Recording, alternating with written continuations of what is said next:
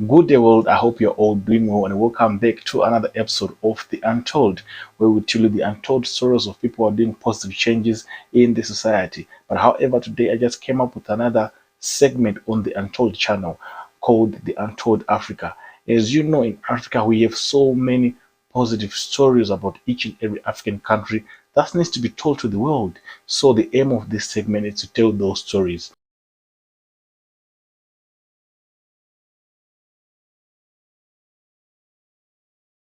So let's get straight to the point. As you know, in Africa, we have a power crisis. For instance, I'll give you an example of South Africa. Each and every day in South Africa, there is power cuts. They are losing business. So many things are happening because of power crisis. If you go to Zimbabwe, that's waste 18 hours without power. So what does power affects the economy? Power affects industries. Power affects small businesses. People tend to fail to do their business because they want power. So I want to go to this point.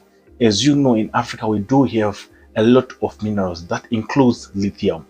In Zimbabwe, Zimbabwe is the largest lithium deposit in Africa. It is estimated that Acadia mine only it has the capacity of producing 2.5 million tons of lithium ore per year. That means if we equate this amount of lithium to money, that would be 3 billion US dollars. That's ore only. So what if this ore is converted to the final product? That would be a lot of money that a country can earn for itself and also for its citizen. Nigeria is also lithium deposits, as well as Namibia and other African countries. And recently, Zimbabwean president banned the export of lithium ore to other countries which were buying lithium ore from Africa as raw uh, without being processed to the final product. So what does this mean to Africa? Not only Zimbabwean president, but also Nigerian president put a ban on the export of lithium ore. So what the president of Zimbabwe said, he said they want these companies who are buying lithium as raw, lithium ore, to come and establish factories and manufacture batteries and what lithium is used for. There must be plants, there must be processes. Each and every process in the mining and the extraction of lithium, there is a plant. From ore we got the next point until we get the final product. There is a plant of each and every process. So they said they need this to be done in Zimbabwe. So like I'm saying, what does this mean? That this means that African leaders are now waking up. So it's a question for another day. It's a story for another day. Leave a comment on the comment section. Let's discuss about this issue. Are African countries now waking up? Because with the vast of minerals that we have in Africa, they have been mined and sold to other European, other countries outside of Africa as raw without being processed to the final products. And as Africans, we were losing billions of money because our minerals were being taken going out there without being processed to the final product. As you know, lithium is used to make lithium batteries that we use for solar. It's also used to make uh, Tesla cars, their electric cars. They use lithium batteries. Lithium is also used to make camera batteries, phone batteries, etc. Before I got a job, before I started working, I've been doing solar business, solar installation, selling solar batteries, lithium batteries, lead acid and stuff. I've sold fuel lithium batteries because they're exorbitant. The prices that we get them from, they're exorbitant. We get lithium batteries from China. Each battery we sell it at 20 something thousand rand, which is nearly to 1,500 US dollars. But what if these lithium batteries are being manufactured in Africa? If they are manufactured in Africa, in Zimbabwe, in our neighboring countries, that means it's gonna be cheap for African countries to purchase lithium batteries. It's gonna cut the crisis that we have in Africa of power crisis. So in this regard, I feel like this move that was done by the Zimbabwean president, if it comes into existence, I think so many African countries can benefit. Then we can get lithium batteries at a very cheap cost. Because I'm much more concerned about lithium batteries because they do affect the economy.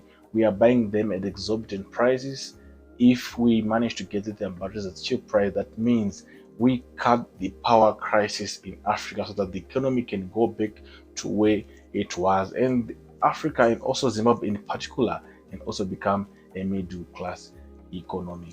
So does this mean that if this move finally works, Zimbabwe is going to have employment, Zimbabwe is going to have factories, and that's what we have been waiting for a long time ago. But I do not know if what was said is going to happen, because as African leaders, they have a tendency of just saying things without putting them into practice. But I'm actually glad, and I was happy when I heard about what the Zimbabwean president said, Mnangagwa, and also Nigerian president mentioned the same thing, that he needs people who are buying lithium ore to come and establish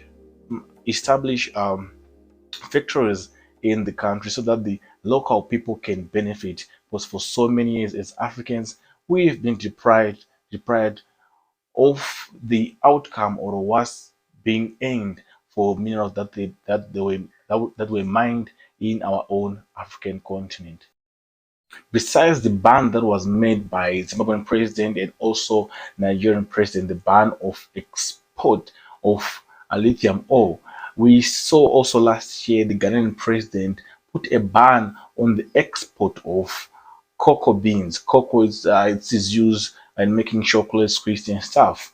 That Ghana has been exporting cocoa raw to the foreign countries, but they were losing so much money because they can also add value in the cocoa beans so that they can sell this product as final products. Then this move can also help the local people by getting jobs, the local people to buy products, final products at a cheap price. So I think it's a good move that African presidents are making. But does this mean African presidents are slowly waking up? If they are waking up, they need to do this quick and fast, because we do have a lot of minerals that we are selling outside of Africa as raw, and we are losing billions of money. And when they are coming back to Africa, we are buying these final products at exorbitant prices. So I think that's a good move for Africa. That's a good move for Zimbabwe, a good move for Nigeria, and also for Ghana. We also hope that other African countries, they can follow suit so that we can go Africa. We have plenty of minerals in Africa that we have. If we trade amongst ourselves, I think Africa can become a great continent. So until we meet again, I'm yours, Fidelis Amanga, your concerned African citizen.